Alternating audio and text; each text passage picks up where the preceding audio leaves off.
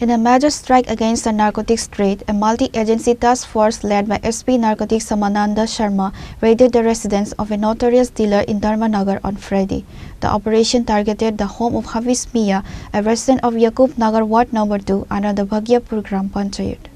Despite long-standing suspicions, authorities waited for actionable intelligence before striking. The joint operation was executed by Narcotics Branch led by SP Shamananda Sharma, Special Task Force, Dharmanagar Police and BSF. Upon arrival, the house was found locked as the suspect had already fled. In the presence of a DCM, security forces broke the locks to conduct a thorough search. While no actual drugs were found on the premises, the items recovered point directly toward a large-scale smuggling and distribution hub. The seized items include cash counting machine, ₹3 lakh in cash, surf weaponry and packaging materials. Speaking to the press, SP Narcotics Sharma confirmed that the raid validates the intelligence gathered against Hafiz Mia.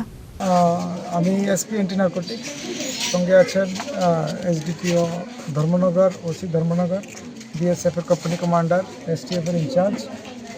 আমাদের কাছে অনেক দিন ধরে খবর ছিল যে তার বাড়িতে সে নার্কো স্মাগলিংয়ের সঙ্গে জড়িত এবং আমাদের কাছে খবর ছিল যে তার কাছে সে বাড়িতে কিছু কন্ট্রাব্যান্ড আইটেম লুকিয়ে রাখে এবং প্রায় সময় এখান থেকেই সে পাচার করে। অ্যাকর্ডিংলি আমাদের এই সম্মিলিত এই রেডটাতে আমরা এসেছি তার বাড়িতে। অনেক সময় সে দরজা খুলেনি, তালা লাগিয়ে কোথাও চলে গিয়েছে।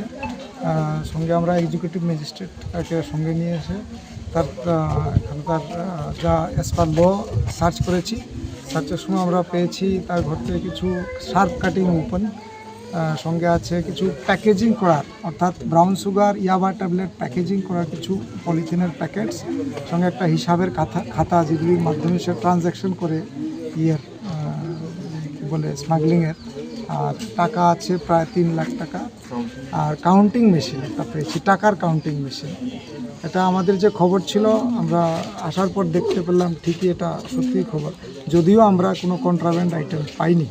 আমরা আশা করি ওকে আমরা আইন অনুসারে যা সম্ভব তাকে আমরা ব্যবস্থা করব।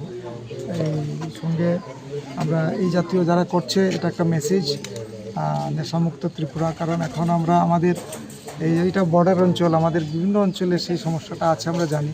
সঙ্গে সে আমাদের লিস্টেড আমরা যা ইনফরমেশন ছিল তো কিছুটা তো আমরা লিঙ্ক পেয়েছি, যদিও আমরা পাইনি কোনো কন্ট্রাব্যান্ড আইটেম পাইনি, কিন্তু যেগুলি পেয়েছি সবগুলি অবজেকশনেবল জিনিস। টাকাটা বাকি আইন অনুসারে কী করবেন ধর্মনগর থানা সেটা পরে দেখা হবে। আপাতত সেটা আমরা দেখছি কি করা যায়। যদি সে কাগজ দেখাতে পারে সে টাকা নিয়ে যাবে। পরবর্তী পদক্ষেপ আপনার কী হবে?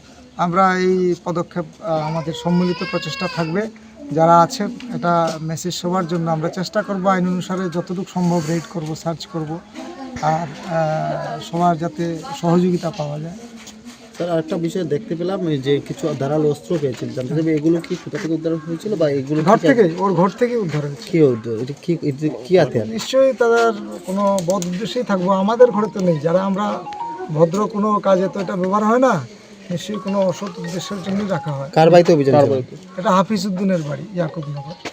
Hafiz Mia had reportedly amassed significant wealth through illegal trade, causing concern among local residents for a long time. The raid has sent a strong message to the drug syndicates operating in the Unukoti and North Tripura districts.